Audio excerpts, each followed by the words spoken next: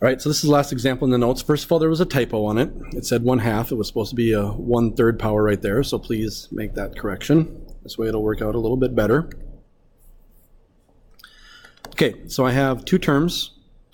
They have a common 7 minus 3x, so of course I'm going to take out the 7 minus 3x. But I also don't really like this fraction.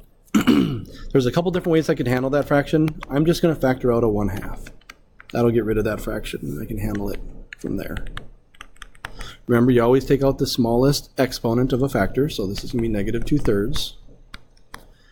So that leaves me with a 2. Remember, whenever you take a 1/2 out of 1, you take 1 divided by a 1/2, which is like multiplying by 2. Also, a 1/2 times 2 is 1, so what can I put here to make this a, whatever, it's a 2. And then 7 minus 3x. To find out the power of this, you're going to take this minus this. Whoa, a little big there for a second, my bad.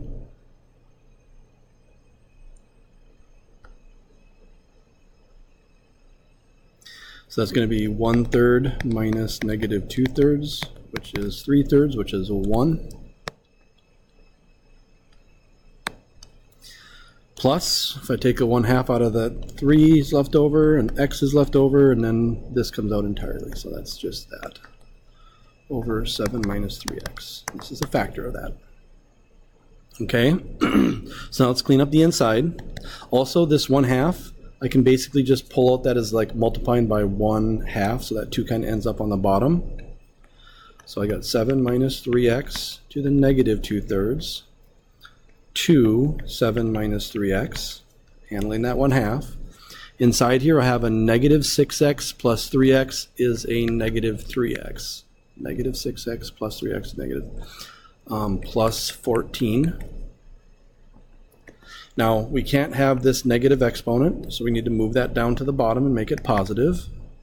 So this is negative 3x plus 14 over 2 times 7 minus 3x to the 2/3, 7 minus 3x to the 1.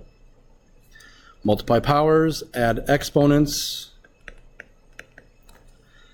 So, my final answer to this mess is 2 times 7 minus 3x to the 5/3 power.